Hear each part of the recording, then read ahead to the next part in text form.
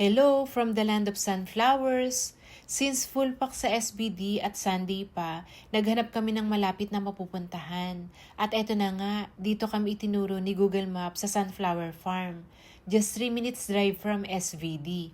Ay grabe, kahit mainit, ang lamig ng simoy ng hangin. Siyempre, hindi kompleto kung hindi ko kasama yung mga BFFs ko.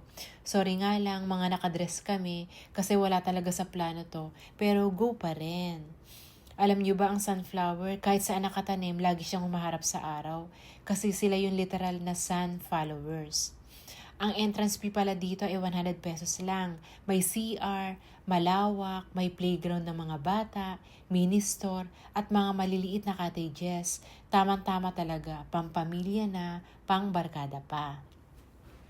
Kaya kung stress ka, pagod ka, or gusto mo lang huminga sandali, this kind of place reminds you to slow down. Hindi kailangan lagi nagmamadali. Parang sunflower, may tamang panahon bago mamulaklak. Ay nako, nakaka-relax talaga dito, promise. May event place din pala sila na halos tapos na. Magandang spot para sa future gatherings. At ang exciting pa dito, mas ini-improve pa nila yung farm. May mga bagong tanim at mas pinapaganda nila yung lugar para mas masiyahan at sulit sa mga pupunta. So ayan, simple day trip na walang traffic for only 100 pesos. Sulit na ang view at experience.